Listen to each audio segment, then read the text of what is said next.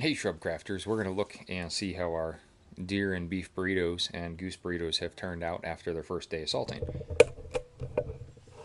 You can see all that moisture is being drawn out of the animals and it's all dripping down. So what we're going to do is we're going to set up, we're going to take all the salt off, scrape it off again, and I'll show you the insides with some close-ups, and then we're going to roll it back up, salt it again, roll it back up for day 2. And you can see the moisture here when I salted down my board right there. So that's why it's important to put extra salt everywhere.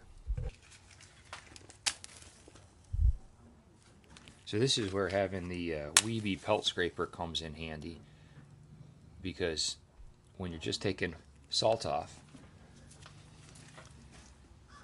if you've got everything pretty much fleshed out the way you want to, this is going to be nice, and it's just going to take it without doing any excess removal. And then you got the sharp side as well, so we're going to use that. Check it out. Start by wiping down your board.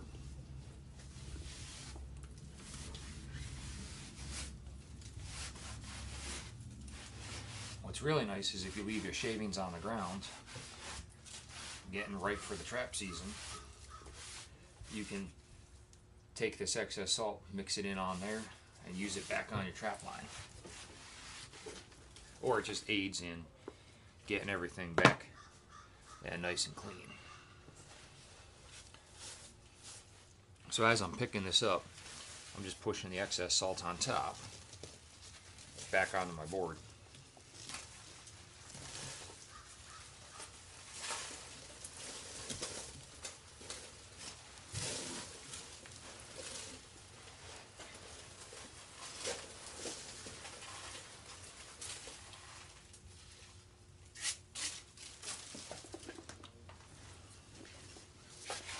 Get my hands clean here and I'll show you what it looks like.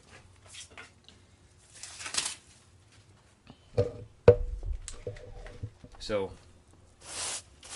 see how wet that is? That's what you're looking for.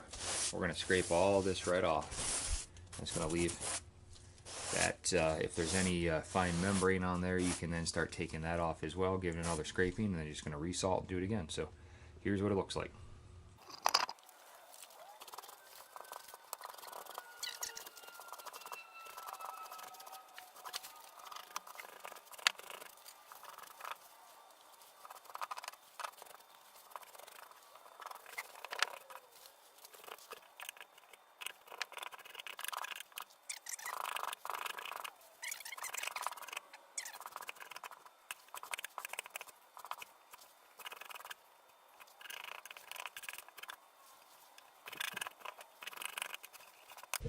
So hopefully we're going to be able to see this. Right here, see that extra? This is still some skin that needs to be fleshed off. See these ends now? There's some more that's going to have to be fleshed off.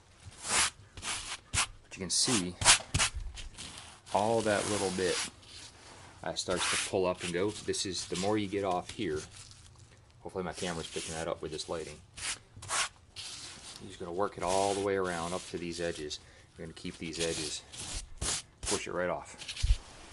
And then we're just going to give it a quick scrape a second time. We're going to try to get all this little stuff off. Don't worry about it if you don't, because in the final process of the tanning, all these little membranes, it's going to get loosened up from the pickle and the water bath. But the more you get off now, this peels right off. We're just going to take our dull side of the scraper again, push that down. And that's what you're looking for. So with that, I'm going to get back to it.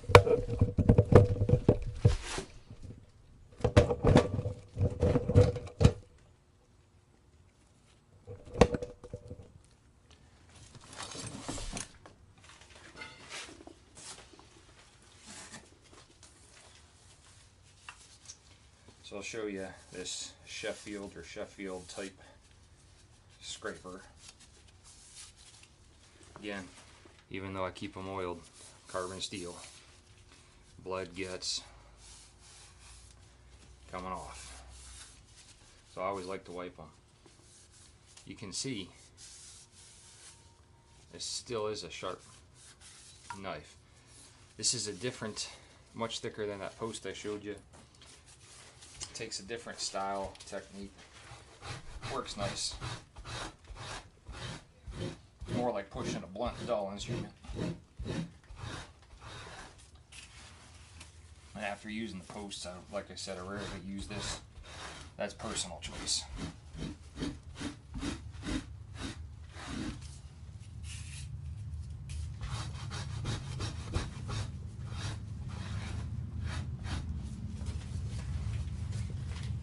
Now, unlike the first video, you don't necessarily have to put a rag here now because you're not fighting slime and guts.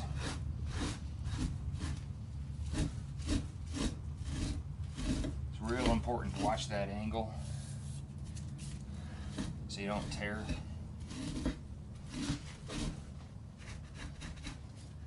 And your edges are real sharp on most of these, so you sharpen them or dull them up as needed.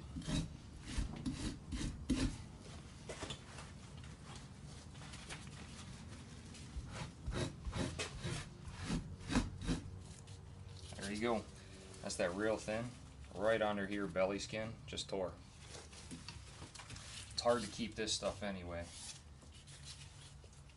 I'm gonna leave it just like that and I'll sew that up. We'll see. It's on that back side actually of the leg going underneath.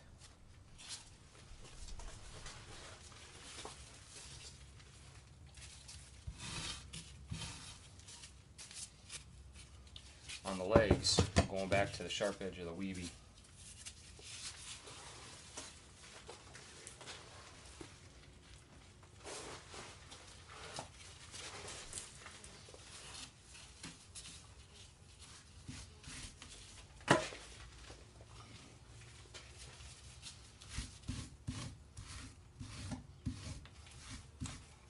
Don't have to worry about getting too crazy on here because anything you miss, the pickling will show up.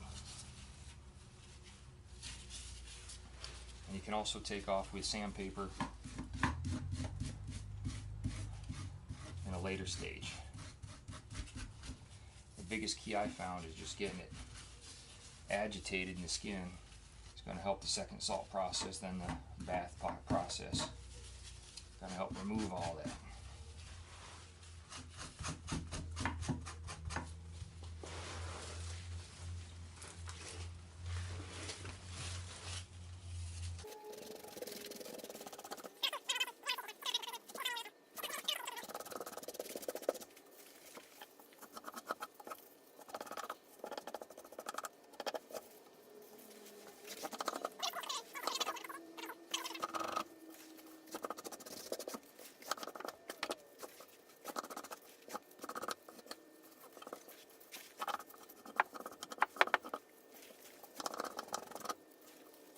Alright. I'm going to take all this extra wet salt off. Go right down on my pile, down on the ground.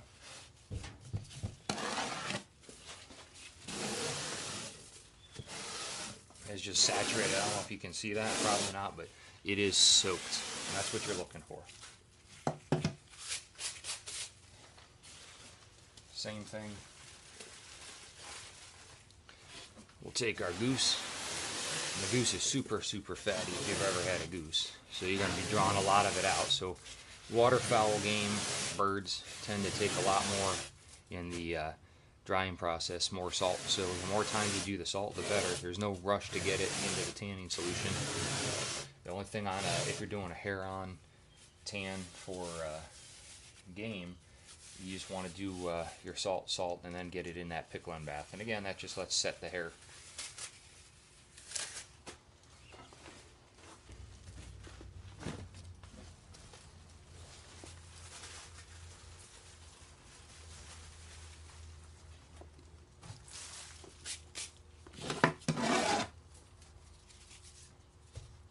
Alright, we're just going to repeat our deer burrito.